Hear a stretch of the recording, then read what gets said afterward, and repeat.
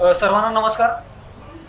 आपल्या सर्वांना माहितीच आहे की ग्रीन हाऊस टेक्नॉलॉजी हा विषय जेव्हा तुमच्या डोळ्यासमोर येतो तर ग्रीन हाऊस टेक्नॉलॉजीमध्ये थोडक्यात माझी ओळख करून देतो अगोदर तुम्हाला. माझं नाव हेमंत जगताप. सध्या मी प्रशिक्षण अधिकारी म्हणून कमिशनर ऑफिस पुणे, साखर संकुल, शिवाजीनगर पुणे इथं ट्रेनिंग ऑफिसर म्हणून पूर्ण राज्याचं काम बघतोय, ज्याच्यामध्ये ॲग्रिकल्चर डिपार्टमेंट असेल, सहकार विभाग असेल, त्यानंतर नाबार्ड असेल, सारथी असेल, पोकर असेल, NHM असेल, या सर्व योजनांची जी राज्यभरामध्ये जी प्रशिक्षण दिली जातात तर ती सर्व प्रशिक्षण राज्य स्तरावरून आम्ही विदर्भातील शेतकरी असतील, पश्चिम महाराष्ट्रातील असतील, खानदेश या भागातील शेतकऱ्यांना देत असतो.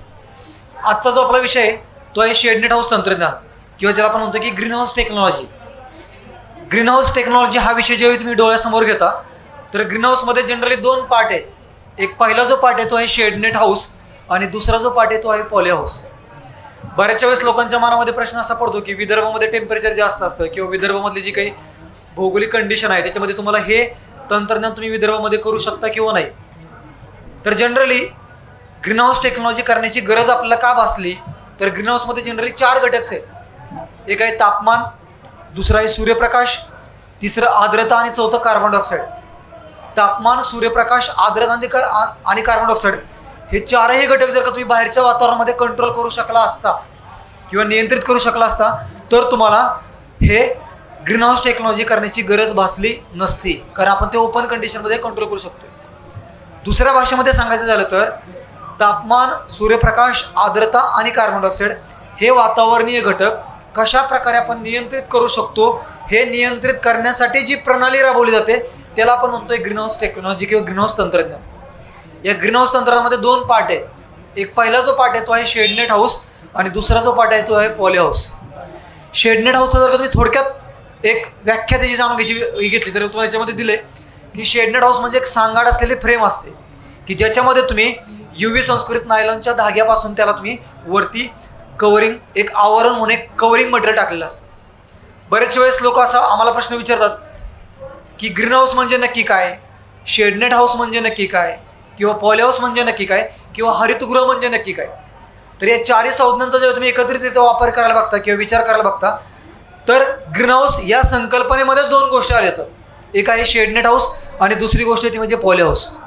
परत दुसरा मनामध्ये प्रश्न येतो की शेडनेट हाऊस आणि पॉली हाऊस या दोघांमध्ये नक्की फरक काय असतो. ग्रीन हाऊसमध्ये जर का आपण असं म्हणतोय की शेडनेट हाऊस आणि पॉली हाऊस तर शेडनेट हाऊस आणि पॉली हाऊसमध्ये जर का तुम्हाला कोणी फरक विचारला तर साधा आणि सोप्या भाषेमध्ये शेडनेट हाऊस एक असं घर आहे की ज्याला तुम्ही वरती कवरिंग किंवा आवरण म्हणून तुम्ही शेडनेट टाकता, तर पॉली हाऊसच्या वरती तुम्ही कवरिंग किंवा एक आवरण म्हणून तुम्ही त्याला पॉलीफिल्म टाकता. दुसरं, जर का तुम्ही खर्चाचा विचार केला तर शेडनेट हाऊस उभारण्याचा खर्च हा तुमचा कमी येतो, पॉली हाऊस उभारण्याचा खर्च हा आपला जास्त येतो. पिकांचा जर का आपण विचार केला पिकांच्या लागवडीनुसार तर शेडनेट हाऊसमध्ये शक्यतो आपण भाजीपाला लागवड किंवा नर्सरी पिकांची लागवड करू शकतो. पॉली हाऊसमध्ये तुम्ही भाजीपाला पिके, नर्सरी पिके, फुल पिके सर्व पिकांची चांगल्या प्रकारे आतमध्ये लागवड करू शकता. आणि अत्यंत महत्त्वाचा दुसरा फायदा तो म्हणजे of season cultivation. Of season cultivation म्हणजे काय, एखादं पीक तुम्हाला एखाद्या हंगामामध्ये हवं आहे परंतु ते पीक फक्त उन्हाळ्यातच येत असते किंवा हिवाळ्यातच येत असते, तर अशा वेळी जर का तुम्ही पॉली हाऊसचा वापर केला तर ते पीक तुम्ही वर्षभर त्या पिकाची लागवड त्या पॉली हाऊसमध्ये आपण आतमध्ये करू शकतो. म्हणजेच काय तर शेडनेट हाऊसमध्ये आपण 2च हंगामामध्ये चांगल्या प्रकारे पिकांची लागवड करू शकतो. एक आहे हिवाळा आणि दुसरा आहे उन्हाळा. का, कारण की पावसाळ्यामध्ये त्या शेडनेटमध्ये पावसाचं पाणी आतमध्ये एंट्री करतं. पॉली हाऊसमध्ये मात्र तुम्ही वर्षभर पिकांची लागवड करू शकता. अजून एक महत्त्वाची गोष्ट, बाहेरच्या वातावरणापेक्षा पॉली हाऊसमध्ये नेहमी 3 ते 4 डिग्री सेल्सिअस टेम्परेचर हे नेहमी जास्त असतं, लक्षात ठेवा.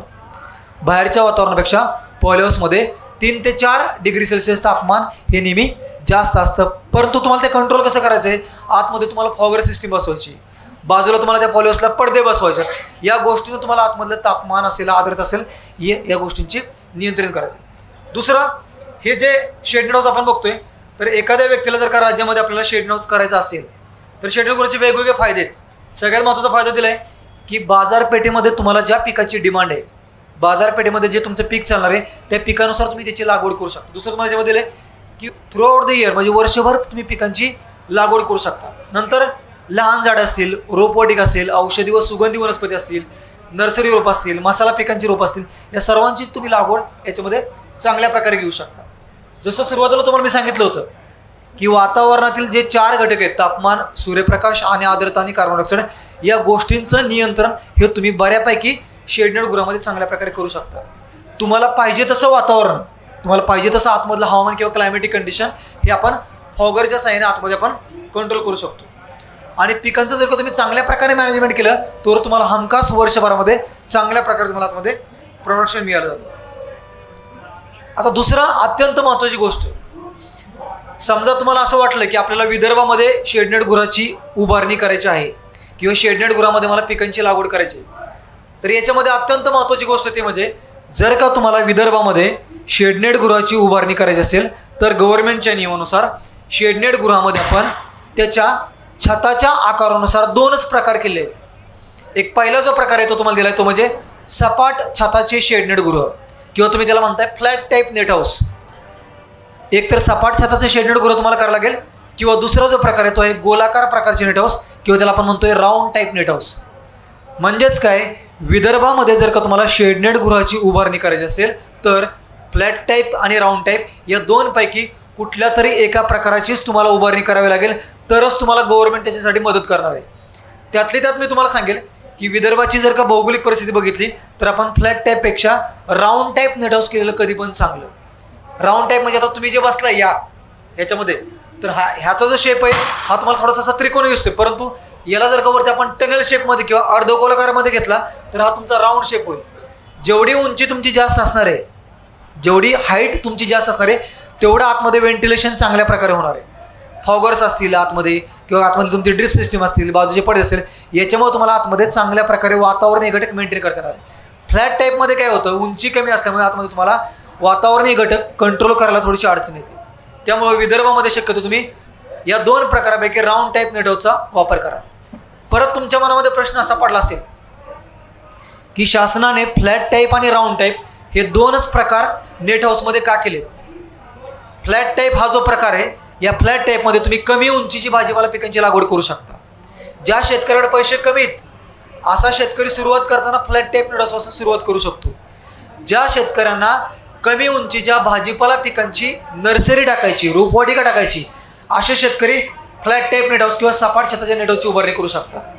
ज्या ठिकाणी पावसाचं प्रमाण कमी, ज्या ठिकाणी उष्णतेचं प्रमाण कमी, असे शेतकरी सपाट छताच्या शेडनेट गृहाची उभारणी करू शकतात. ज्या ठिकाणी पावसाचं प्रमाण जास्त आहे, ज्या ठिकाणी वाऱ्याचा वेग जास्त आहे, ज्या ठिकाणी टेम्परेचर जास्त आहे, ज्या ठिकाणी जास्त हायटेड किंवा जास्त उंचीची तुम्हाला भाजीपाला पिकांची लागवड करायची, अशा ठिकाणी तुम्ही राऊंड टाईप नेट हाऊसची उभारणी करू शकता. म्हणजेच काय, राज्यामध्ये एखाद्या शेतकऱ्याला जर का शेडनेट गृहाची उभारणी करायची असेल तर फ्लॅट टाईप आणि राऊंड टाईप या 2 प्रकारांव्यतिरिक्त दुसऱ्या कुठल्याही प्रकारामध्ये तुम्ही त्याची उभारणी करू शकत नाही. कारण त्याच्यासाठी गव्हर्नमेंटने त्याचे डिझाईन्स आणि कॉस्ट नॉर्म्स आणि अनुदान मूल्यांकनाचे निकष ठरवले. पुढचा जर का प्रकार घेतला की शेडनेट गृहाच्या सांगाड्यानुसार. आता सांगाडा म्हणजे काय की आता तुमचा हा जो टनेल आपण उभा केला आहे तर याला साईडनं आपण बघतो की लोखंडी पोल उभे केलेत. म्हणजे तुम्ही याची उभारणी एकतर बांबू बल्ल्यामध्ये किंवा तुम्ही कॉन्क्रीटच्या पोलमध्ये किंवा लोखंडी पाईपमध्ये किंवा GI पाईपमध्ये याची उभारणी करू शकता. गव्हर्नमेंटच्या नियमानुसार एखाद्या शेतकऱ्याला राज्यामध्ये शेडनेट गृहाची उभारणी करायची असेल तर ती तुम्हाला कंपल्सरी GI पाईपमध्येच उभारणी करावी लागते. GI पाईप म्हणजे काय, गॅल्वनाइज्ड आयर्न पाईप किंवा त्याला तुम्ही म्हणून आपण शकतो आपण लोखंडी पाईप, गॅल्वनाइज्ड आयर्न पाईप किंवा लोखंडी पाईप. आता समजा या समोर बसलेले मॅडम म्हटलं की माझ्याकडे पैसे जास्त आहेत, बरोबर आहे, मला GI पाईपमध्ये उभारणी करायची नाही, मला सोन्याच्या पाईपमध्ये उभारणी करायची, मला चांदीच्या पाईपमध्ये उभारणी करायची. गव्हर्नमेंट तुम्हाला अनुदान देईल का? गव्हर्नमेंट तुम्हाला अनुदान देतं, परंतु ते GI पाईपच्या हिशोबाने अनुदान देतं. तात्पर्य काय सांगण्याचं की गव्हर्नमेंटचा जो निकष ठरलाय त्या निकषाच्या वरती तुम्ही जर का गेला तर शासनाचा जो मंजूर मापदंड आहे त्या मापदंडानुसार तुम्हाला गव्हर्नमेंट त्याच्यामध्ये मदत करत असते. तुम्हाला 2 फोटो समोर पिक्चर दाखवलं. वरचा जो पिक्चर आहे तो आहे तुमचं राऊंड टाईप नेट हाऊस किंवा ज्याला तुम्ही म्हणताय टनेल टाईप नेट हाऊस किंवा त्याला आपण दुसऱ्या भाषेमध्ये म्हणू शकतो अर्धगोलाकार टाईप नेट हाऊस, अर्धगोलाकार टाईप नेट हाऊस. आणि दुसरा जो प्रकार आहे तो आहे तुमचं सपाट छताचे नेट हाऊस. अजून एक महत्त्वाचा मुद्दा आहे, एखाद्या शेतकऱ्याला जर का सपाट छताचं शेडनेट हाऊसची उभारणी करायची असेल, एखाद्या शेतकऱ्याला जर का सपाट छताच्या शेडनेटची उभारणी करायची असेल तर गव्हर्नमेंटच्या नियमानुसार त्याच्यामध्ये आपण उंचीचे मॉडेल दिले. गव्हर्नमेंटच्या नियमानुसार आपण त्याच्यामध्ये दोन उंचीचे मॉडेल दिले. फ्लॅट टाईप नेट हाऊस जर का तुम्हाला करायचं असेल तर त्याच्यामध्ये गव्हर्नमेंटच्या नियमानुसार त्याची उंची ही तुम्हाला 3.25 मीटर किंवा 4 मीटर असली पाहिजे. इथं तुम्हाला सेंटर हाईट दिसते पिक्चरमध्ये.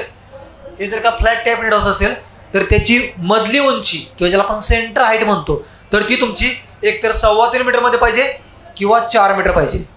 3.25 ते 4 असं म्हणत नाही मी तुम्हाला. एकतर तुम्ही ते 3.25 मीटरमध्ये करा किंवा तुम्ही ते 4 मीटरमध्ये करा.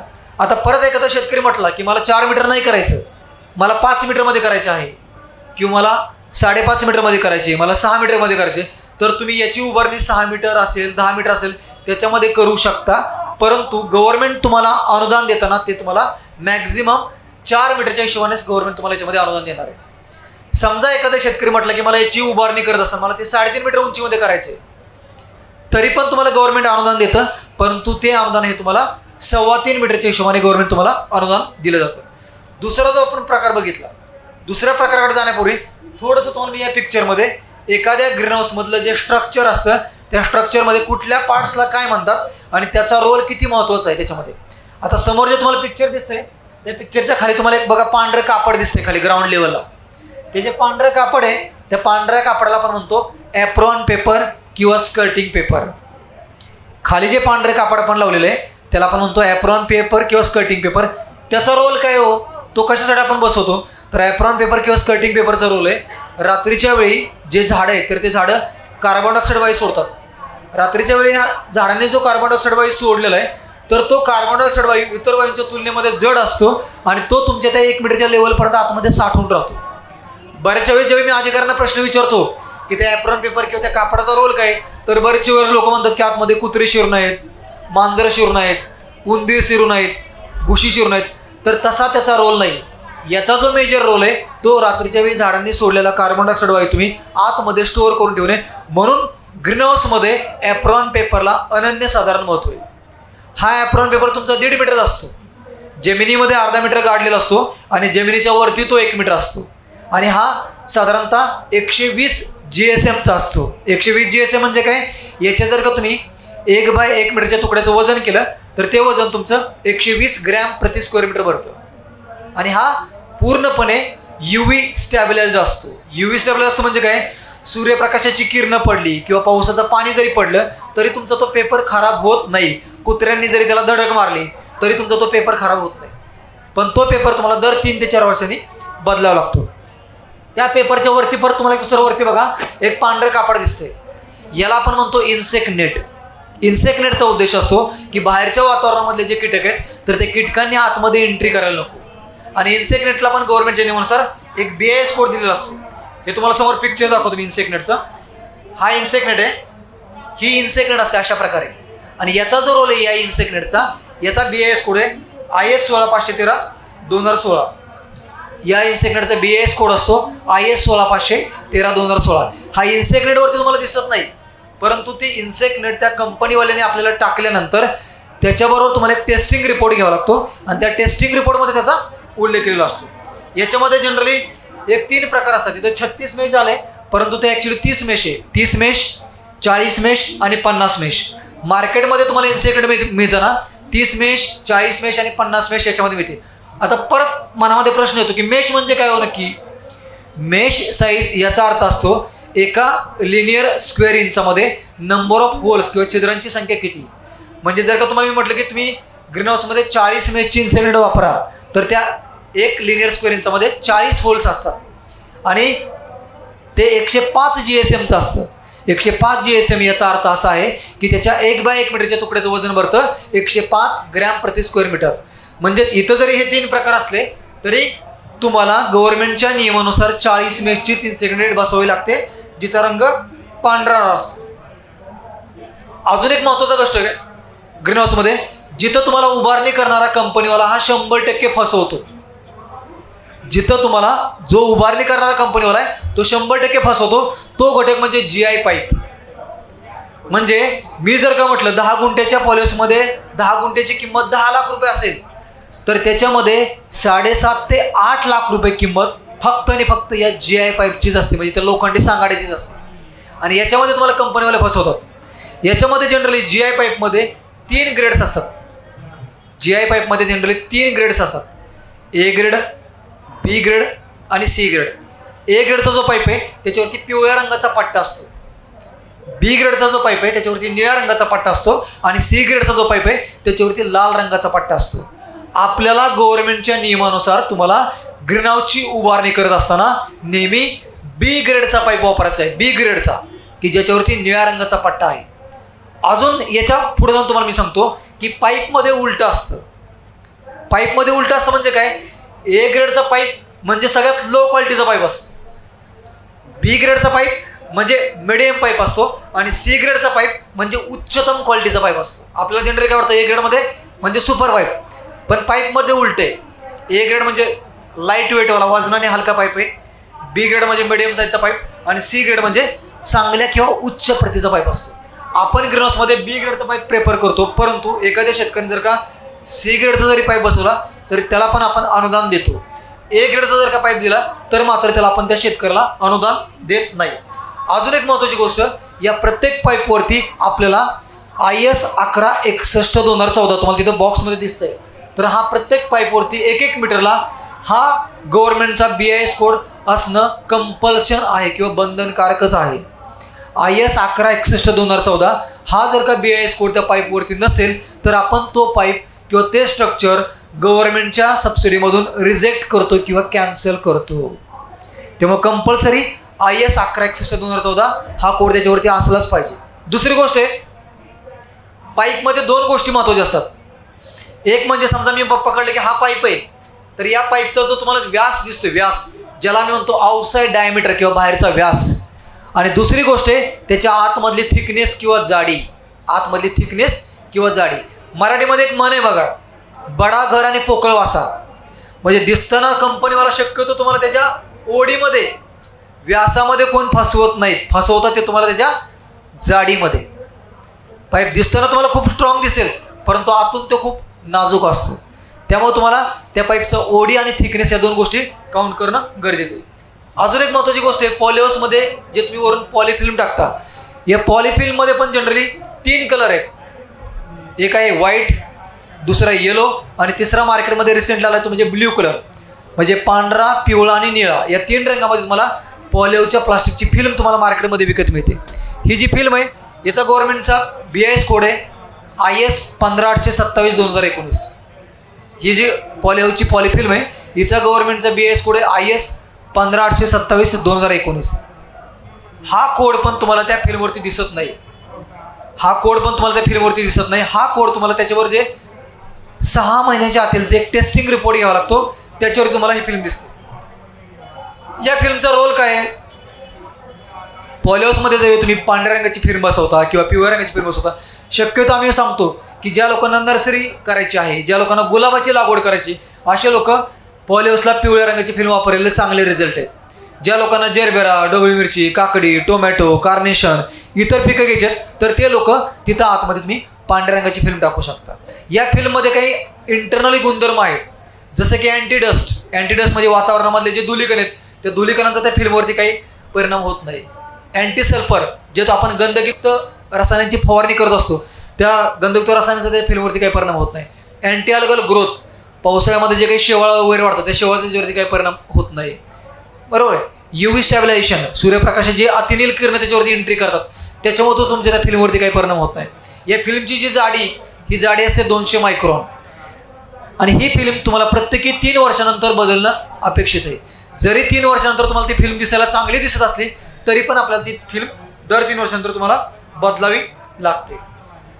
जसं मी तुम्हाला मगाशी फ्लॅट टाईपमध्ये उंची सांगितली 3.25 मीटर आणि 4 मीटर, तसेच राऊंड टाईपमध्ये पण तुम्हाला 2 उंचीचे तुम्ही शेडनेट ग्रो करू शकता.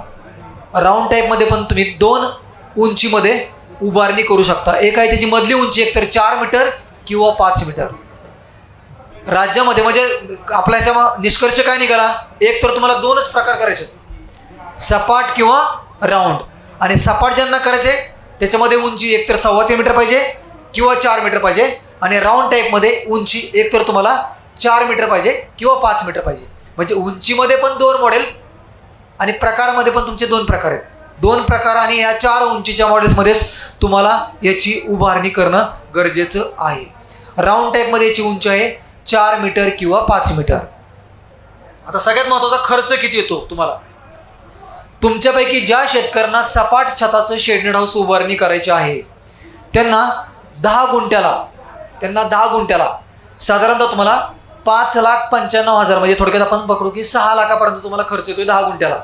आणि याच्या 50% म्हणजे तुम्हाला 3 लाखापर्यंत तुम्हाला गव्हर्नमेंट याच्यामध्ये अनुदान देणार आहे. बघा गव्हर्नमेंट तुम्हाला कोणकोणत्या गोष्टींना अनुदान देतं. पहिली जी गोष्ट आहे ती म्हणजे सांगाडा आणि त्याची उभारणी, म्हणजेच काय शेडनेट गृह किंवा पॉलिहाऊस त्याची उभारणी. दुसरी जी गोष्ट आहे ती म्हणजे त्याच्यामधली इरिगेशन सिस्टीम म्हणजे काय, आतमधले ड्रिप सिस्टीम असेल, फॉगिंग सिस्टीम असेल, परत कंट्रोल हेड नावाचा एक घटक आहे. कंट्रोल हेडमध्ये पण परत 8 घटक आहेत. एक आहे 6 स्क्वेअर मीटरचा सिमेंटचा कट्टा, पाण्याची टाकी, electric motor, panel box with timer, sand filter, disc filter, bypass assembly, GI fitting accessories, या वेगवेगळ्या घटकांना गव्हर्नमेंट तुम्हाला कंट्रोल हेडमध्ये अनुदान देतं. आणि तिसरी जी गोष्ट आहे ज्याला गव्हर्नमेंट तुम्हाला अनुदान देतं ते म्हणजे लागवड साहित्य किंवा प्लांटिंग मटेरियल. याला पण तुम्हाला गव्हर्नमेंट अनुदान देतं. तिकडे जाण्यापूर्वी थोडंसं आपण अगोदर खर्च किती होतो तो तुम्हाला या चार्टमध्ये दिलेला आहे. 10 गुंठ्याला साधारणतः तुम्हाला 6 लाख रुपये खर्च येतोय आणि त्याच्या 50% म्हणजे तुम्हाला 3 लाखापर्यंत गव्हर्नमेंट तुम्हाला अनुदान देतोय. या चार्टवरनं तुम्हाला लक्षात येईल की जसा जसा तुमचा एरिया वाढत जातोय, म्हणजे 10 गुंठ्याचा 20 गुंठे झाला, 20 गुंठ्याचा तुमचा 30 गुंठे झाला, 1 एकर झाला, तर तुमची पर स्क्वेअर मीटरची किंमत ही तुमची कमी होत जाते. पर स्क्वेअर मीटर म्हणजे बघा 10 गुंठ्याला 595 रुपये खर्च आहे, तर 20 गुंठ्याला तो झाला 503 रुपये, 30 गुंठ्याला झाला 477 रुपये आणि 1 एकरला झाला 456 रुपये. म्हणजेच काय, एरिया वाढत गेला, 10 गुंठ्याचा 20 गुंठे झाला, 30 गुंठे, 1 एकर, की पर स्क्वेअर मीटरची किंमत ही तुमची कमी होत जाते. 1 एकरला जवळपास तुम्हाला जर का तिथं 456 रुपये पकडले आपण, म्हणजे 16 ते 17 लाख रुपये खर्च पकडला, तर तुम्हाला 8 ते 8.5 लाखापर्यंत तुम्हाला त्याला अनुदान मिळू शकते. उंची वाढली की परत तुमची अनुदानाची रक्कम पण त्याच्यामध्ये वाढते. असंच राऊंड टाईपमध्ये तुमचा खर्च थोडासा जास्त आहे, कारण की राऊंड टाईपची उंची जास्त आहे. राऊंड टाईपचा खर्च जास्त आहे कारण राऊंड टाईपची उंची जास्त आहे. राऊंड टाईपमध्ये 4 मीटर आणि 5 मीटर या दोन्ही उंचीचे तुम्ही करू शकता. पुढचं आहे की भाजीपाला पिकांमध्ये एखाद्या शेतकऱ्याला जर का हरितगृहामध्ये ग्रीन हाऊसमध्ये भाजीपाला पिकांची लागवड करायची असेल तर शासनाच्या नियमानुसार शासन तुम्हाला 9 भाजीपाला पिकांना अनुदान देते. म्हणजे 9 भाजीपाला पिकांची लागवड करण्यासाठी गव्हर्नमेंट तुम्हाला मदत करते. 1 नंबरला आहे तुमची साधी मिरची, 2 नंबरला आहे ढोबळी मिरची, 3 नंबरला आहे तुमचं साधं टोमॅटो, देन चेरी टोमॅटो, नंतर तुमचं ब्रोकोली आहे, लेट्यूस आहे, लाल कोबी आहे, मस्क मेलोन आहे आणि काकडी आहे. या 9 भाजीपाला पिकांना तुम्हाला गव्हर्नमेंट याच्यामध्ये लागवड करत असताना सुरुवातीला पहिल्याच पिकाला अनुदान दिलं जातं, दुसऱ्या पिकाला अनुदान दिलं जात नाही. हे एक महत्त्वाचं लक्षात ठेवा. जे तुम्ही पहिलं पीक तुम्ही घेणार आहे त्या पहिल्या पिकाला तुम्हाला गव्हर्नमेंट अनुदान देतं. तसंच या लागवड साहित्यामध्ये तुम्हाला गव्हर्नमेंट भाजीपाला पिकांसाठी 5 गोष्टींकरता अनुदान देतं. 5. पहिली जी गोष्ट आहे ती म्हणजे रोपांची किंमत, ज्याला आपण म्हणतोय प्लांटिंग मटेरियल. तर रोपांच्या किमतीला तुम्हाला 18 रुपये प्रति स्क्वेअर मीटर प्रमाणे खर्च पकडला जातो आणि त्याच्या 50% अनुदान दिलं जातं. दुसरी जी गोष्ट आहे तुमची ती म्हणजे बेड प्रिपरेशन, ज्याला आपण म्हणतो वाफे तयार करणे.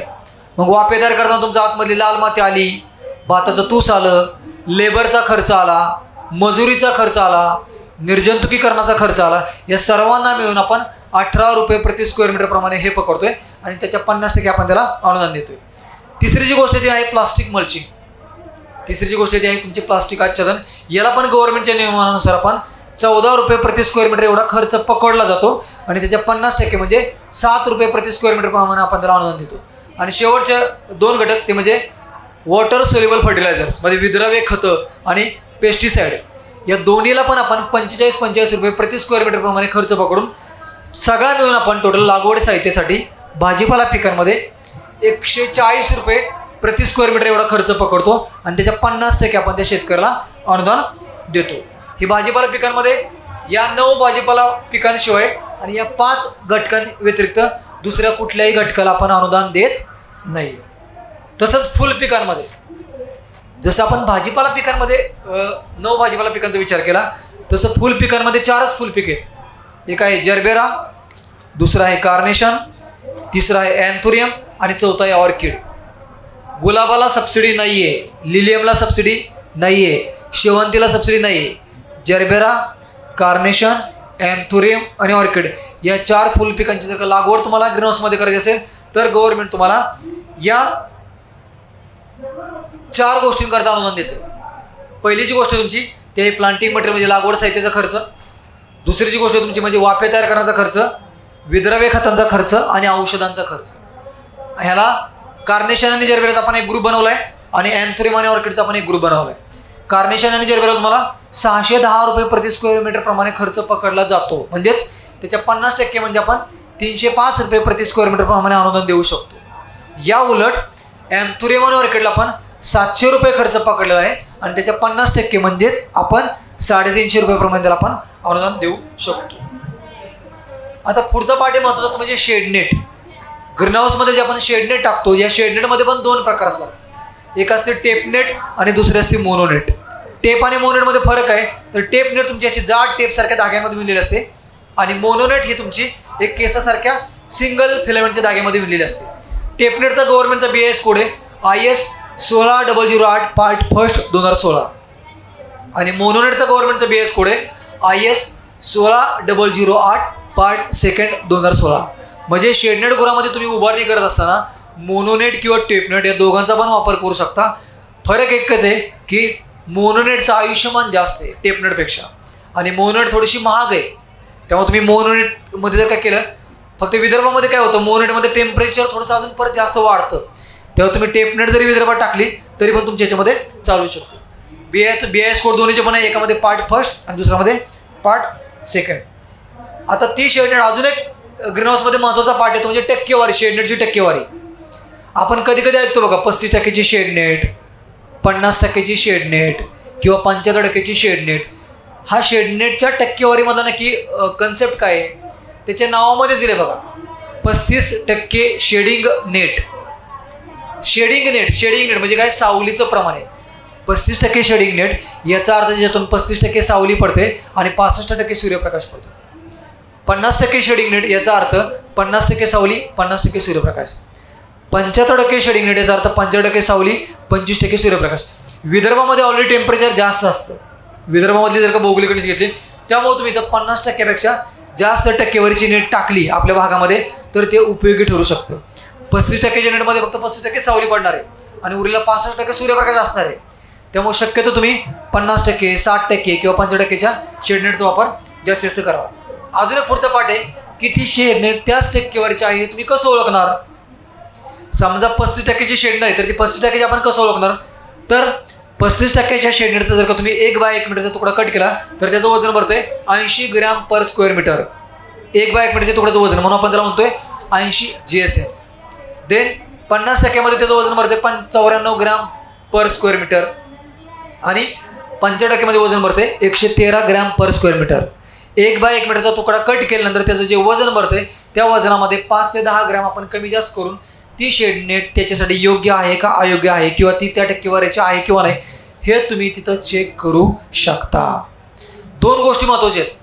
जर का तुम्हाला भाजीपाला पिकांची लागवड करायची, ढोबळी मिरची, काकडी, टोमॅटो, तर किती टक्केवारीची शेडनेट टाकायची आणि कुठल्या रंगाची शेडनेट टाकायची हे नेहमी तुमच्या मनासमोर 2 प्रश्न असतात.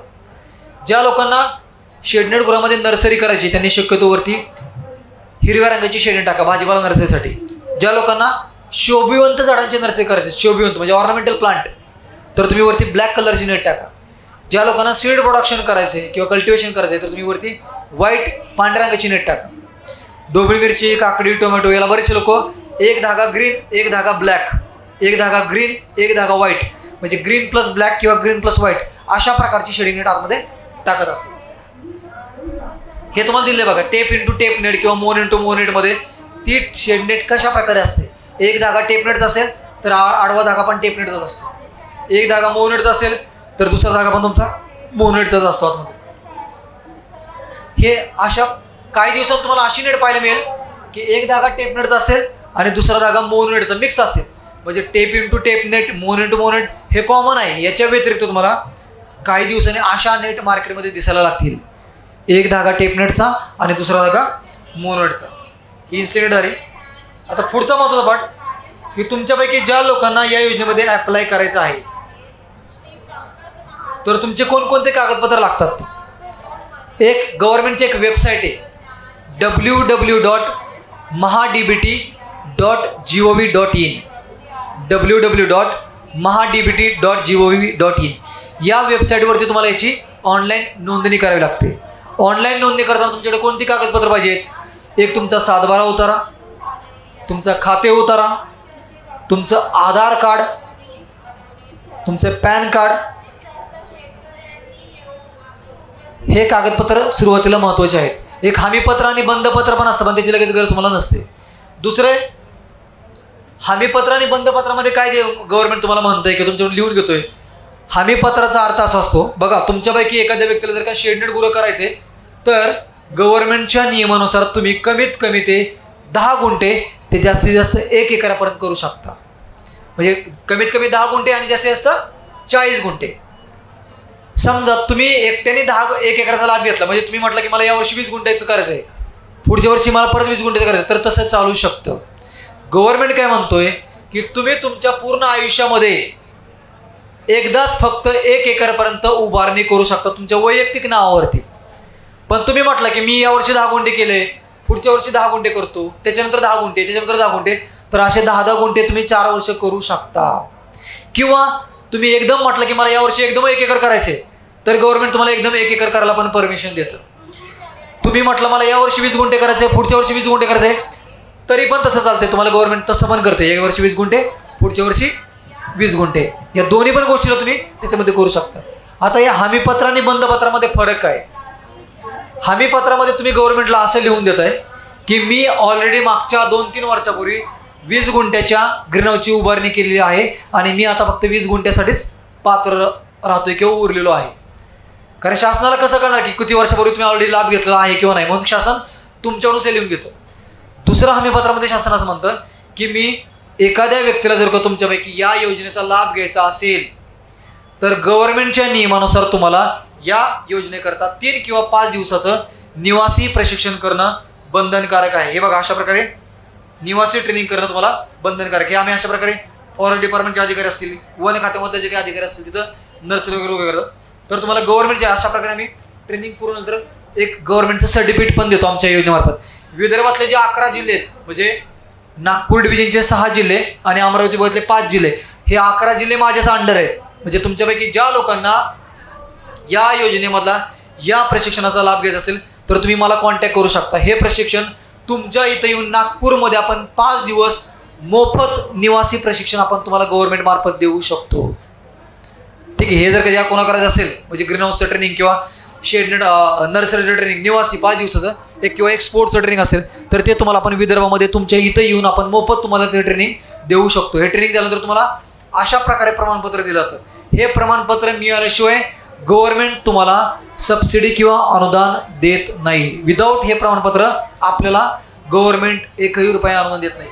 तुमचं भले शेडनेटची उभारणी पूर्ण होऊ द्या, परंतु तुमच्याकडे ट्रेनिंग सर्टिफिकेट नाही, तर जोपर्यंत तुम्ही ट्रेनिंग कंप्लीट करत नाही तोपर्यंत तुम्हाला गव्हर्नमेंट अनुदान देत नाही. आता ट्रेनिंग कुठं कुठं करावं, म्हणजे गव्हर्नमेंटच्या नियमानुसार हे ट्रेनिंग करण्याच्या काही गव्हर्नमेंटनं प्रशिक्षण संस्था ठरवून दिलेल्या आहेत. त्या प्रशिक्षण संस्थांमधून तुम्हाला ट्रेनिंग करणं गरजेचं आहे. 1 नंबरची संस्था आहे महाराष्ट्र सहकार विकास महामंडळ, साखर संकुल, शिवाजीनगर, पुणे. या 7 प्रशिक्षण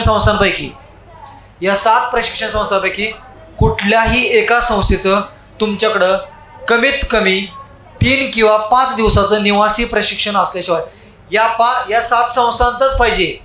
दुसऱ्या कुठल्याही संस्थेचं तुमच्याकडे प्रमाणपत्र असेल तर ते चालत नाही. पहिली संस्था आहे महाराष्ट्र सहकार विकास महामंडळ, पुणे, साखर संकुल, शिवाजीनगर, पुणे. इथं माझा मोबाईल नंबर दिला आहे 8275 371082.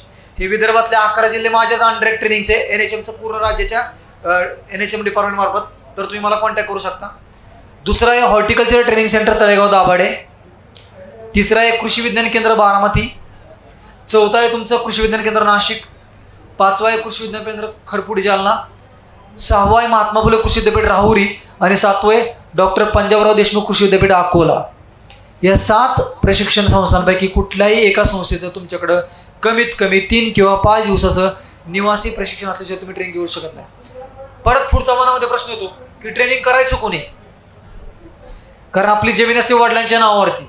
वडिलांचं म्हणजे घरच्यांचं वय असेल 90 वर्ष, 95 वर्ष, 99 वर्ष, शासन काय म्हणतंय बघा, या योजनेमध्ये शासन काय म्हणतंय की जर का तुम्हाला या ग्रीन हाऊसच्या योजनेचा लाभ घ्यायचा असेल तर शासनाच्या नियमानुसार 7/12 उतारा हा त्या लाभार्थ्याच्या नावावरतीच पाहिजे. म्हणजे दुसऱ्याची जमीन मी भाडे तत्वावरती घेतली, रेंटवरती घेतली, अशी व्यक्ती याच्यामध्ये चालत नाही.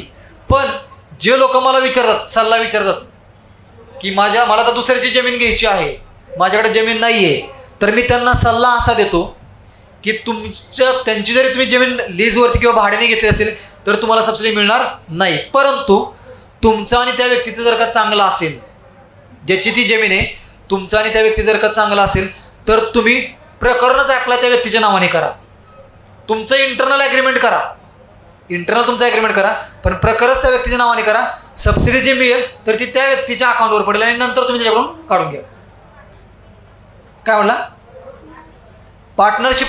पण तुम्हाला ज्या व्यक्ती इंटरनल, ते तुमचं इंटरनल ठेवा. तुम्हाला तेच मी म्हटलं, शेती त्याची ना, पण प्रकरण टाकताना तुम्ही त्या शेतीवाल्याच्याच नावाने टाकायचं. पण पार्टनर आहे ना तो तुमचा, तो तुम्हाला पैसे दिलेच ना परत, मग पार्टनर विश्वास नाही याचा अर्थ असा असतो. अशा पण काही घटना घडलेल्या आहेत की मी हे सल्ले दिल्यानंतर ज्या शेतकऱ्याच्या अकाउंटवरती पैसे पडले त्यांनी परत दिलेच नाही तुम्ही मालकाला, मग त्याच्यामध्ये क्रॅशेस क्रिएट व्हायला लागले. सांगण्याचं तात्पर्य काय की जर का तुम्हाला भाडे तत्वावरती किंवा भाडेपट्टा करार करायचा असेल तर विश्वासू व्यक्ती घेऊन तुम्ही त्या व्यक्तीच्या नावावरच ते प्रकरण टाकून तुम्ही त्याच्याच नावाने सबसिडी काढू शकता. जमीन ज्याच्या नावावरती त्याच्या नावावरती सबसिडी मिळणार. इंटरनल तुमचं काही करावं द्या, पण जमीन 7/12 ज्याच्यावरती नावावरती आहे त्या व्यक्तीला त्या ह्याच्यामध्ये तुम्हाला अनुदान मिळणार आहे. हे सगळ्यात महत्त्वाचं लक्षात ठेवा. कारण की अगोदर 4-5 वर्षापूर्वी आपण काय करत होतो की 15 वर्षाच्या 11 वर्षाच्या दुय्यम निबंधाकडे जर का भाडेतत्वाचा करार असेल तर ते चालत होतं, आपण ते आता बंद केलेलं आहे. दुसरं, याची जे ट्रेनिंग तुम्हाला करायचे, तुम्हाला जे आता मग म्हटलं की आपण म्हणतो की जमीन तर वडिलांच्या नावावर असते किंवा आजोबांच्या नावावर असते, त्यांचं वय किती असते, 90 वर्ष, 99 वर्ष. असे आम्हाला अनुभव आले की ज्याच्या नावावरती जमीन आहे अशा व्यक्तीला मी ट्रेनिंग सेंटरला बोलवले आणि ते अशा वयस्कर व्यक्ती ट्रेनिंग सेंटरला आले आणि त्या ट्रेनिंग सेंटरमध्येच रिटायर झाल्या. बरं, मग त्याला परत गव्हर्नमेंटनं अजून आम्ही क्रायटेरिया काय काढला की जरी त्या व्यक्तीच्या रक्ताच्या नात्यातील कोणतीही दुसरी व्यक्ती असेल, म्हणजे तुमचा मुलगा असेल, आई असेल, वडील असेल, भाऊ असेल, बहीण असेल, तर ती व्यक्ती ट्रेनिंग करू शकते. त्याच्या पुढे जाऊन अजून एक आपण तरतूद अशी केली या वर्षीपासून की भले ती व्यक्ती रक्ताच्या नात्यातील नसू द्या किंवा ज्याच्या नावावरती जमीन आहे ती नसू द्या, परंतु ऍक्च्युअल जी त्या ग्रीन हाऊसमध्ये काम करणारी व्यक्ती, म्हणजे तुमचा तो ग्रीन हाऊस मधला सुपरवायझर असेल, ग्रीन हाऊस मधला तुमचा तो मजूर असेल, फक्त माझ्या नावावरती जर का प्रकरण आहे तर मी तुम्हाला नॉमिनेट करणार की हा व्यक्ती माझ्याऐवजी तिथे प्रशिक्षण कार्यक्रमामध्ये येईल आणि तुम्ही त्याला प्रशिक्षण द्या. अशा पण व्यक्तीला आपण करून आपण प्रकरणं या वर्षापासून ग्राह्य धरलेले आहेत. म्हणजे जो काम करणार आहे त्यालाच ऍक्च्युअल ते ट्रेनिंग मिळते. नाहीतर काय व्हायला लागले, सबसिडी मिळते आणि त्या सबसिडीसाठी ते प्रशिक्षण करणं बंधनकारक आहे म्हणून फक्त ट्रेनिंगसाठी लोकांना आव्हान यायला लागले. म्हणजे काही लोक तर सर आम्हाला असे म्हणायला लागले की प्रशिक्षणाची फी किती 6,000 आहे ना, तर आम्ही 6,000 रुपये देतो, सर्टिफिकेट आम्हाला द्या, आजच्या आम्ही चाललो नाही, गव्हर्नमेंटकडून आम्हाला पैसे नको. म्हणजे कधी लोक तर आम्हाला असे म्हणतात की आम्ही तुम्हाला 10,000 रुपये देतो, 20,000 रुपये देतो, पण आम्हाला ते ट्रेनिंगचं सर्टिफिकेट द्या. कारण त्या एका सर्टिफिकेटवरती तुमची 18 ते 20 लाख रुपये सबसिडी 1 एकराची थांबवून राहते. पण गव्हर्नमेंटचा रोल काय, टेक्निकल देण्यापूर्वी जर का तुम्ही लाखो रुपये खर्च करताय तर तुम्ही त्याच्या अगोदर बेसिक नॉलेज घ्या, पूर्णपणे प्रॉपर नॉलेज घ्या आणि मगच तुम्ही त्याच्यामध्ये पडा. म्हणून थोडंसं हे ट्रेनिंग देण्याचं आपण पाड्याच्यामध्ये केलं आहे. 5 दिवसाच्या ट्रेनिंगची फी असते 6,000 रुपये. 5 दिवसाच्या प्रशिक्षणाची फी असते 6,000 रुपये. याच्यामध्ये 5+1 केलेलं आहे, म्हणजे 6,000मध्ये तुम्हाला ॲज अ शेतकरी म्हणून 5,000 रुपये गव्हर्नमेंट पेड करते आणि 1,000 रुपये हा तुम्हाला पेड करावा लागतात ॲज अ लाभार्थी हिस्सा म्हणून. कारण फुकटचं मिळालं तर त्याची किंमत कळत नाही, म्हणून गव्हर्नमेंटनं तुम्हाला 1,000 रुपये लाभार्थी हिस्सा ठेवलेला आहे आणि उरलेले 5,000 रुपये गव्हर्नमेंट भरतं. आणि याच्यामध्ये तुम्हाला 5 दिवस राहणं, खाणं, फील्ड व्हिजिट या सर्व सोयी ह्या गव्हर्नमेंट मार्फतच तुमच्यासाठी केल्या जातात. ठीक आहे. दुसरा पार्ट आहे उभारणी कुठून करायची तुम्ही ग्रीन हाऊसची. याच्यासाठी काय केलं आहे की राज्य सरकारनं राज्य स्तरावरती जवळपास 122 सेवा पुरवठादारांची नोंदणी केलेली. तुम्हाला 122 लोकांपैकी जो व्यक्ती हवाय त्या व्यक्तीकडून तुम्ही उभारणी करू शकता. पाठीमागच्या 2 वर्षापूर्वी काय केलं होतं आपण, राज्य स्तरावरती नोंदणी नव्हती परंतु जिल्हा स्तरावरती नोंदणी होती. जे लोक ग्रीन हाऊस उभारणी करून देत होते त्यांची. याच्यामध्ये प्रॉब्लेम काय झाला की गडचिरोलीमध्ये उभारणी करणाऱ्या कंपनीने एकाच कंपनीने नोंदणी केली, नागपूरमध्ये 2च कंपन्यांनी नोंदणी केली. म्हणजेच काय की गडचिरोलीमध्ये जर का एकाच कंपनीने नोंदणी केली असेल तर त्या कंपनीची तिथं मोनोपॉली झाली. म्हणजे तो कंपनीवाल्याने जर का चांगलं काम केलं किंवा वाईट जरी काम केलं तरी तिथल्या शेतकऱ्यांना त्या कंपनीकडून काम करण्याशिवाय पर्याय नव्हता. म्हणून आपण या वर्षीपासून काय केलं, आपण या सर्वच्या सर्व कंपन्यांची नोंदणीच आपण राज्य स्तरावरती केली की जेणेकरून या राज्य स्तरावरती ज्या नोंदणी गेलेल्या 122 कंपन्या आहेत, या 122 कंपन्यांपैकी गडचिरोलीचा शेतकरी असू द्या, नाहीतर सिंधुदुर्गचा असू द्या, नाहीतर नागपूरचा असू द्या, कुठलाही शेतकरी कुठल्याही कंपनीकडून 122 पैकी त्याच्या चॉईसनुसार काम करू शकतो. मागच्या वर्षी अजून एक आम्ही तरतूद करून ठेवली होती गाईडलाईन्स मध्ये की शेतकरी स्वतः सुद्धा ग्रीन हाऊसची उभारणी करू शकतो. शेतकरी स्वतः सुद्धा ग्रीन हाऊसची उभारणी करू शकतो. परंतु प्रॉब्लेम असं झालं की मध्ये चक्रीवादळ आलं, वारं आलं आणि शेडनेट हाऊस पडले. शेतकऱ्यांनी उभारणी केलेले आणि शेतकरी परत उपोषणाला बसले. मंत्र्यांकडे निवेदन गेले, खासदाराकडे निवेदन गेले की आम्हाला नुकसान भरपाई द्या. शासनाने हात वरती केले का, कारण की शेतकऱ्याने जे शेडनेट गृहाची उभारणी केली होती तर ते नियमानुसार उभारणी केली नव्हती, डिझाईन असेल, आराखडा असेल. म्हणून या वर्षीपासून परत आपण तो क्लॉज कॅन्सल केला. या वर्षीपासून एखाद्या शेतकऱ्याला जर का ग्रीन हाऊसची उभारणी करायची असेल तर ती उभारणी फक्त आणि फक्त राज्य शासनाने अधिकृत नोंदलेले सेवा पुरवठादार किंवा वितरक यांच्याकडूनच तुम्ही नोंदणी करू शकता. कधी कधी काय होतं, तुम्ही दुसराच कंपनीवाला धरून आणता आणि तो त्याचं नाव यादीमध्ये नसतंच. म्हणजे ज्यावेळी अधिकारी तुम्हाला सँक्शन लेटर देतो, म्हणजे आता प्रोसेस कशी असते बा, तुम्हाला स्टेप बाय स्टेप सांगतो. तुमच्यापैकी कोणाचं ठरलं की आता तुम्हाला ग्रीन हाऊस उभारणी करायची आहे, तुम्हाला काय करायचं, सर्वप्रथम तुम्हाला आता इथून पुढे गेल्यानंतर पहिल्यांदा गव्हर्नमेंटच्या वेबसाईटला जायचं, www.mahadbt.gov.in. याच्यामध्ये तुम्हाला तुमचं आधार कार्ड असेल, 7/12 उतार असेल, खाते उतार असेल, हे डॉक्युमेंट, तुमचा पासपोर्ट साईजचा फोटो असेल आणि तुमचं बँक पासबुकची झेरॉक्स असेल, हे डॉक्युमेंट्स तुम्हाला अपलोड करायचे. डॉक्युमेंट अपलोड केल्यानंतर गव्हर्नमेंट काय करतं की तुमची जी जागा आहे या जागेची तुमची स्थळ पाहणी करतं. स्थळ पाहणी करतं म्हणजे गव्हर्नमेंट काय करतं, तुमची जी जागा तुम्ही निवडलेली, आता हा एक महत्वाचा मुद्दा याच्यामध्ये, स्थळ पाहणी. ग्रीन हाऊसची उभारणी करत असताना तुम्हाला जागेची निवड करणं हा एक महत्वाचा मुद्दा आहे. जागेची निवड, तुमच्यापैकी ज्या लोकांना ग्रीन हाऊसची उभारणी करायची आहे तर हा सगळ्यात महत्वाचा मुद्दा. इथून पुढे गेल्यानंतर तुम्ही आपल्याकडे जी तुमची जमीन आहे तर जागेची निवड करताना 3 ते 4 मुद्दे महत्वाचे. पहिला मुद्दा, जागा तुमची पूर्णपणे सपाट असली पाहिजे. दुसरा मुद्दा, जागेच्या आजूबाजूला उंच झाडे नसावीत. तिसरा मुद्दा, जागेच्या वरून हाय टेन्साईल इलेक्ट्रिसिटीची लाईन गेलेली नसावी, कारण की पूर्णपणे तुमचं जे आहे किंवा लोखंडी स्ट्रक्चर आहे, कुठेतरी तुम्हाला करंट किंवा शॉक बसू शकतो. नंतर मार्केट जवळ पाहिजे, शक्यतो जागा तुमची रोडच्या जवळ पाहिजे, आतमधली माती चांगली असावी, पाण्याची सोय असावी, इलेक्ट्रिसिटीची सोय असावी. हे मुद्दे तुम्हाला विचारात घेऊन पहिले 3 मुद्दे महत्वाचे होते. जागा सपाट पाहिजे, आजूबाजूला झाडं नसावीत आणि वरून इलेक्ट्रिसिटीची लाईन गेलेली नसावी. या 3 गोष्टी फॉलो करून तुम्ही त्याची उभारणी करू शकता. दुसरं, दिशा. अजून एक अत्यंत महत्वाचा मुद्दा आहे, तो म्हणजे दिशा किंवा डायरेक्शन.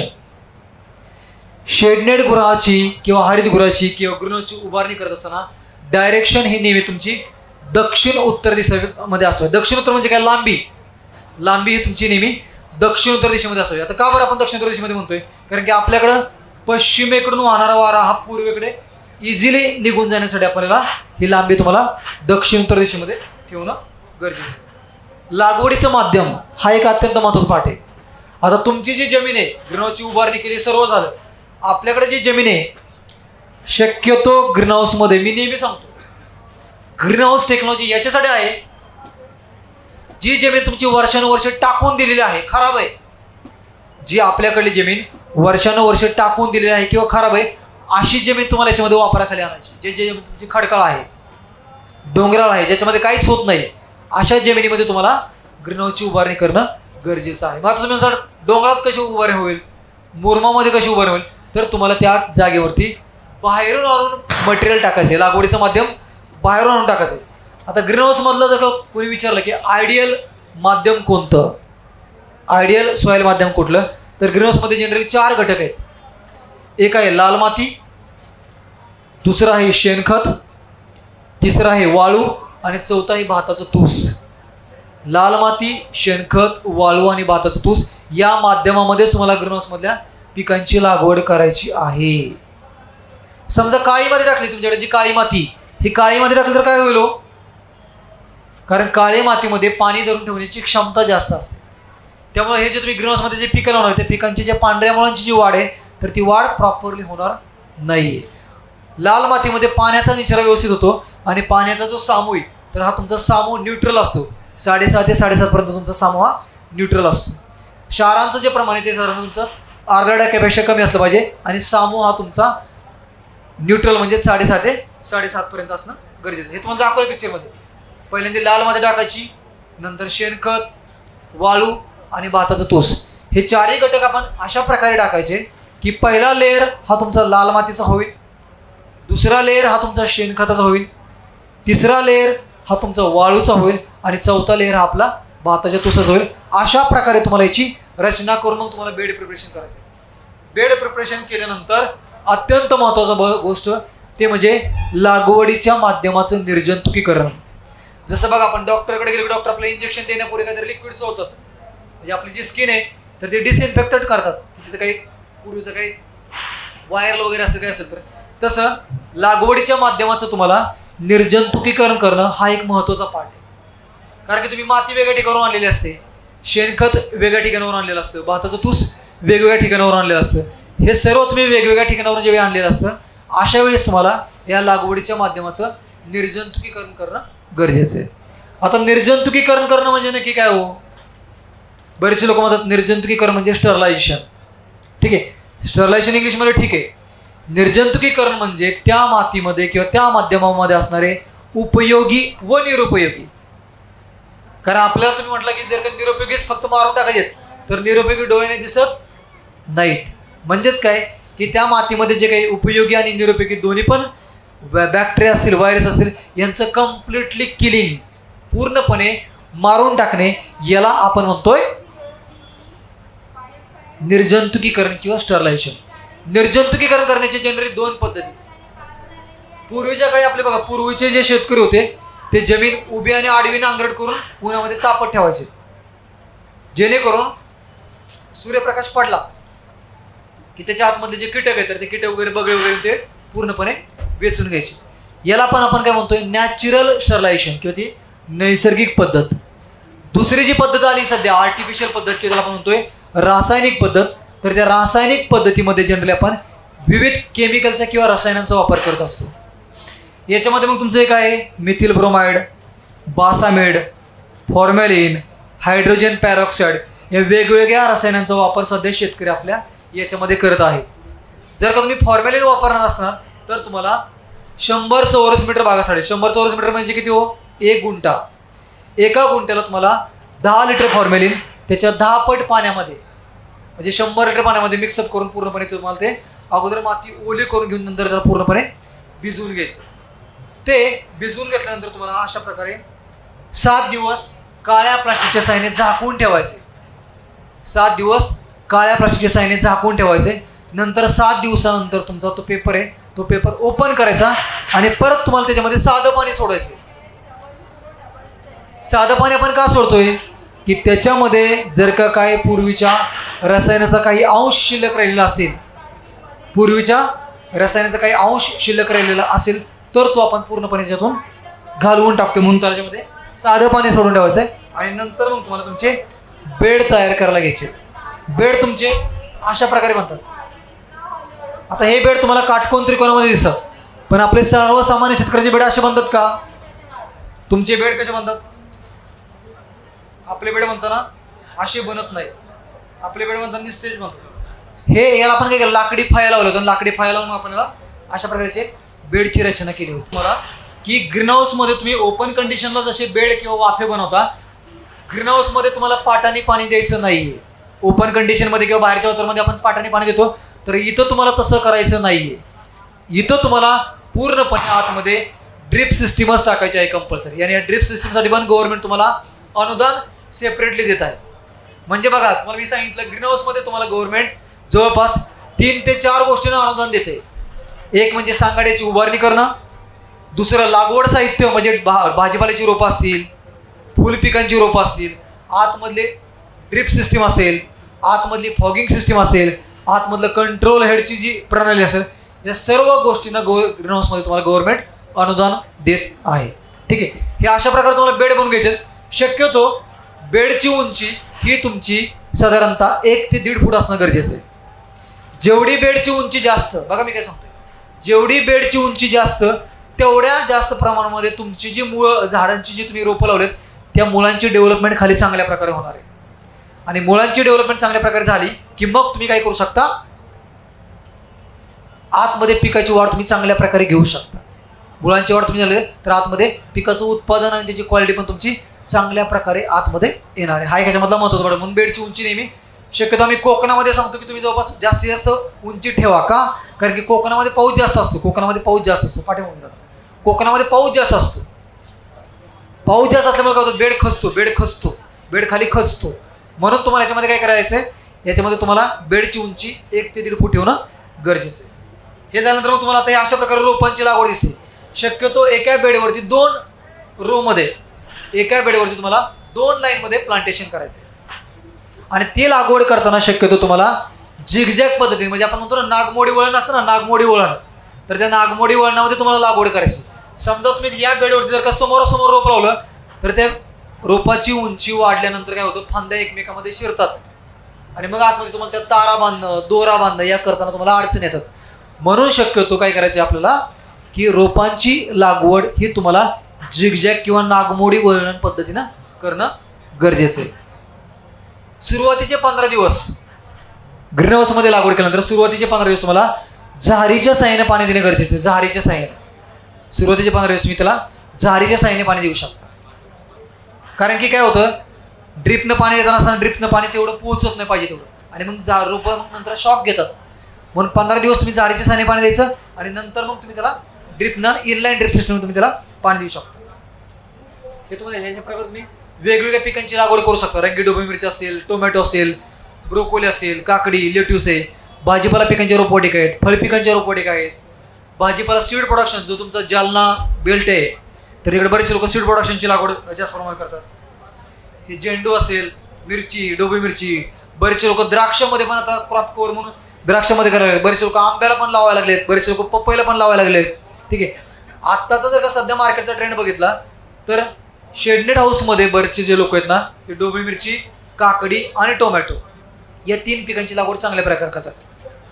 डोबळी मिरची, काकडी आणि टोमॅटो हे सीड, कांदा बियाणे, भाजीपाला पिकांची रोपवाटिका आहे. आता अजून एक महत्त्वाचा पार्ट राहिला शेवटचा, ज्याचा ते घेतो 5 मिनिटं, तो म्हणजे पॉली हाऊस. हे फक्त शेड हाऊस आपण का बघितलं, कारण याला खर्च कमी येतो. पॉली हाऊसमध्ये जनरली 2 प्रकार आहेत आणि या दोन्ही प्रकारांना तुम्हाला गव्हर्नमेंट अनुदान देत असतं.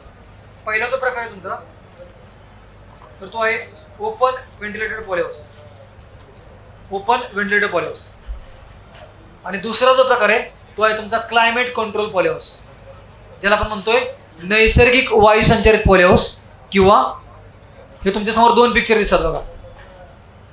एक पहिला जो प्रकार आहे तो आहे नैसर्गिक वायू संचारित पॉली हाऊस आणि दुसरा जो प्रकार आहे तो आहे क्लायमेट कंट्रोल पॉली हाऊस, त्याला आपण म्हणतोय वातावरण नियंत्रित पॉली हाऊस.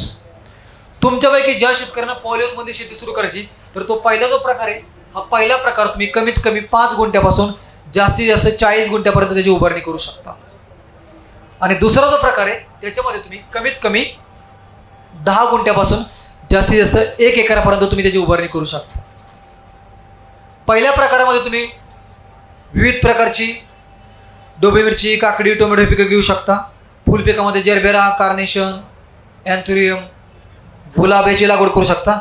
दुसरा जो प्रकार आहे क्लायमेट कंट्रोल पॉली हाऊस, ज्याला फॅन पॅड सिस्टीम तुम्हाला दिसते, याच्यामध्ये मात्र तुम्हाला जे तुमची टिश्यू कल्चर प्लांटमधून रोपाचे हार्डनिंग तयार केले असतात, हार्डनिंग करून बनवले असतात, टिश्यू कल्चर लॅबमधून जे बाहेर आणले असतात, अशा रोपांच्या हार्डनिंगसाठी, सेकंडरी हार्डनिंगसाठी शक्यतो क्लायमेट कंट्रोल पॉलिसीचा वापर केला जातो.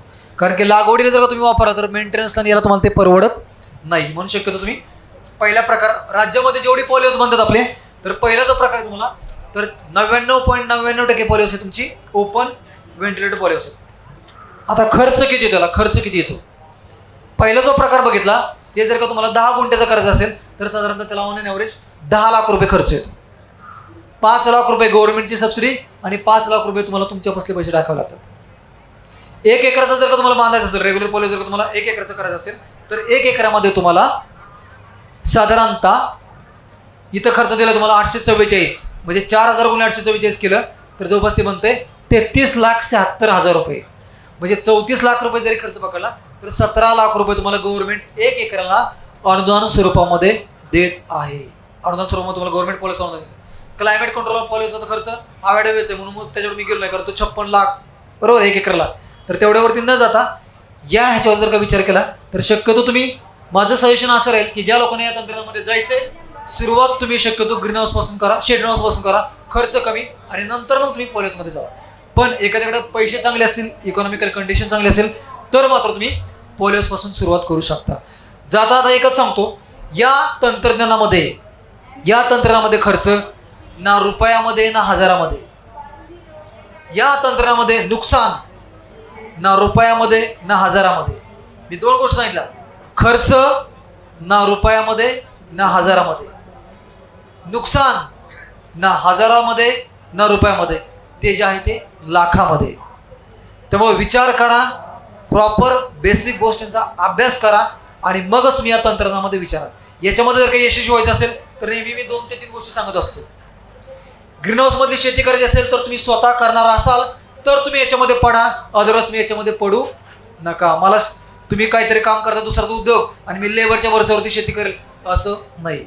दुसरं, शासन मला अनुदान देते म्हणून मला हे करायचंय, अदरवाईज माझी मनापासून इच्छा नाही, तर तुम्ही जो याच्यामध्ये शासनाची सबसिडी म्हणजे हा तो एक फक्त आधार आहे, शासनाची सबसिडी हा फक्त आधार आहे, तर तुम्ही याच्यामध्ये पडा. म्हणजे 2 ते 3 गोष्टी जर का तुम्ही प्रॉपरली विचार करून फॉलो केल्या तर तुम्ही याच्यामध्ये यशस्वी होऊ शकता. जाता आता एकच सांगतो, तुम्ही सर्व शेतकरी आहात, असा काहीतरी तुम्ही विचार करा की तुमचं कार्य बघून इतर शेतकऱ्यांना असं वाटलं पाहिजे, निसर्गा तू जरी थकला तरी मी हारणार नाही, निसर्गा तू जरी थकला तरी मी हारणार नाही, आलेल्या संकटाचा प्रामाणिकपणे सामना करेन, पण फास घेऊन मारणार नाही. धन्यवाद. आयोजकांनी मला इथं जी बोलण्याची संधी उपलब्ध करून दिली त्याबद्दल धन्यवाद. नंबर काय 8275 3710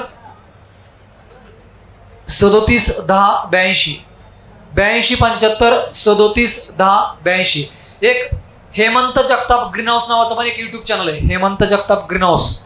ते हा युट्यूब चॅनल बघितलं तर तुम्हाला बऱ्यापैकी त्याच्यामध्ये शेडेड हाऊस, पॉली हाऊस, आतमधले लागवड तंत्रज्ञान, म्हणजे राज्यामध्ये जेवढी ग्रीन हाऊस, म्हणजे आता माझा रोल तुम्हाला सांगायचा राहिला, राज्यामध्ये जेवढी ग्रीन हाऊस आहेत म्हणजे शेड हाऊस आणि पॉली हाऊस बनतात, हे बनल्यानंतर तुम्हाला सबसिडी देण्यापूर्वी गव्हर्नमेंटचा जो क्लास 1 ऑफिसर इन्स्पेक्शन करायला येतो, चेकिंग करायला येतो, तर त्याला शिकवायला मी असतो, त्यांनी चेकिंग खाली काय करायचं. दुसरं, राज्यामधल्या जे काही ग्रीन हाऊसचे जे काही गाईडलाईन्स आहेत, मार्गदर्शक सूचना आहेत आपल्या महाराष्ट्र राज्याच्या, तर त्या राज्याच्या गाईडलाईन्स ह्या मी बनवल्यात ग्रीन हाऊसच्या. ठीक, धन्यवाद सर. हेमंत जगताप सरांनी हरितगृह बांधणी व वेगवेगळ्या प्रकारचे ती कशा प्रकारे आहेत त्याबद्दल असं सखोल असं विस्तृत मार्गदर्शन आपणाला केलेलं आहे, त्याबद्दल मी त्यांचे धन्यवाद मानतो.